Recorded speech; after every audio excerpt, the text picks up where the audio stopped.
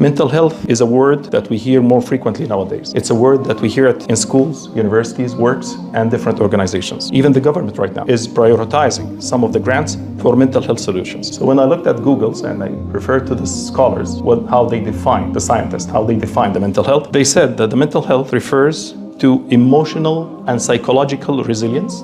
This is area number one, social well-being, and self-esteem. So those three areas. It affects how we think, how we feel, how we act. How we handle the stress and relate to others and make choices. So as you see from that definition, good mental health is essential for every stage, at every stage of our life, from childhood through the adulthood. And based on that definition, I believe, my personal belief, from that definition that I saw, I believe 70 to 80% of the solutions of the mental health issues, especially for the Muslims, I'm talking about the Muslims, not the non-Muslims, if they are seeking the solutions for 70 or 80% of these mental health issues, it lies in reading and understanding and adapting concepts and teaching in the Quran. Prophet Muhammad sallallahu alaihi wasallam, as narrated on Abi Sa'id al-Khudri radiyallahu anhu ardah, he said that the Prophet sallallahu alaihi wasallam, he said, إن الله لم ينزل داء إلا أنزل له دواء علمه من عمله علمه من علمه وجهله من جهله علمه من علمه وجهله من جهله إلا السام قالوا وما السام يا رسول الله قال الموت. This is the only thing that you don't have a cure for it. Prophet Muhammad sallallahu alaihi wasallam, he said in the hadith that Allah has not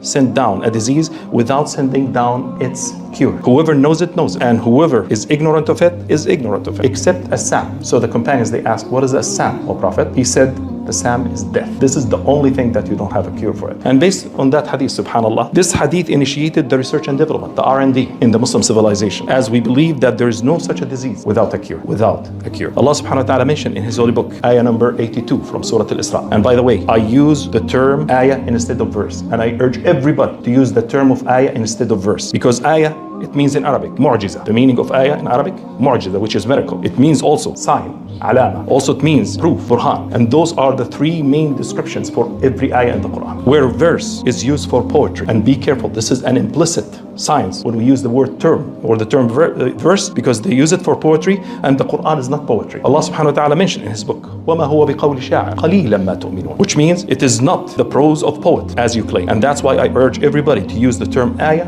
instead of verse, because of its implicit meaning, al-ma'ani madmuna. Back to our subject. Allah subhanahu wa ta'ala mentioned in ayah number 82 from Surah Al-Isra, وَنُنَزِّلُ مِنَ الْقُرْآنِ مَا هُوَ شِفَاءٌ وَرَحْمَةٌ لِلْمُؤْمِنِينَ وَلَا يَزِيدُ الظَّالِمِينَ إِلَّا خَسَارًا. So شِفَاءٌ وَرَحْمَةٌ لِلْمُؤْمِنِينَ, and on the other side, وَلَا يَزِيدُ الظَّالِمِينَ إِلَّا خَسَارًا. So the meaning of the ayah, we send down the Quran as healing and mercy for the believers. But on the other hand, it only increases the wrongdoers and transgressors the loss. So in the ayah, the Quran is described as a source of healing and mercy for believers only. شِفَاءٌ وَرَحْمَةٌ لِلْمُؤْمِنِينَ